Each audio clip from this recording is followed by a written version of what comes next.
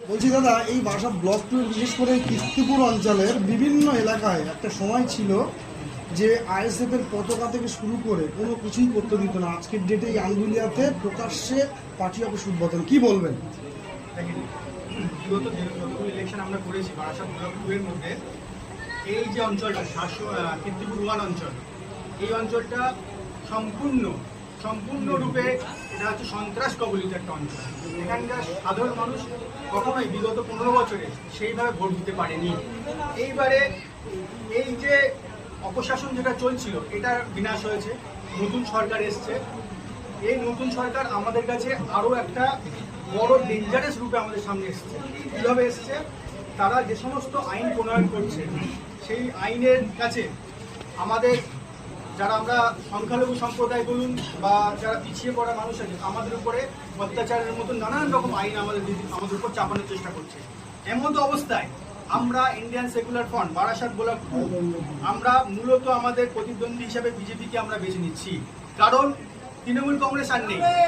সুতরাং যারা আমরা সেকুলার প্র্যাকটিস করি, আমরা সেকুলার মাইন্ডেড যে সমস্ত দল আছি, আমরা একত্রিত একটা হচ্ছি। আমরা এই বিজেপি নামক বর্বর দলটার বিরুদ্ধে লড়াইতে আমরাই আছি ময়দানে, এই বিজেপি নামক বর্বর দলের বিরুদ্ধে মাঠে নামার জন্য। বাট একটা সময় কিন্তু তৃণমূলের বিভিন্ন নেতারা আইএসএফকে বলতো বিজেপির বি টিম, কিন্তু আজকের ডেটে দেখা যাচ্ছে ঋতুব্রতর মতো যারা তৃণমূল বিধায়ক তারা বিজেপির সঙ্গে হাত মিলিয়ে আছে, কি বলবেন?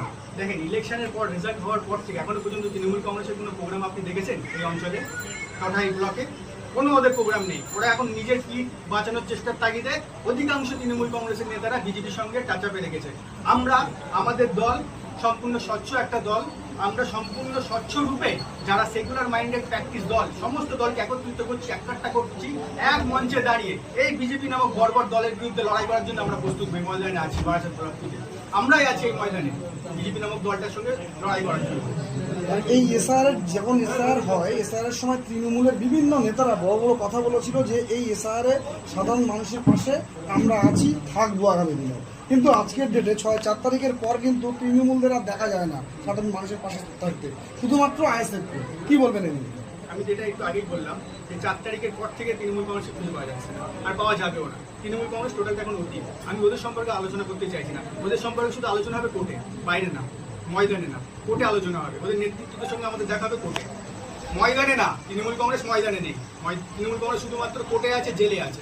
খুঁজে দেখেন যে কোনো নেতাদের ইসলাম হাত ধরে এরা আইএসএফ দলটাকে গ্রহণ করছেন এবং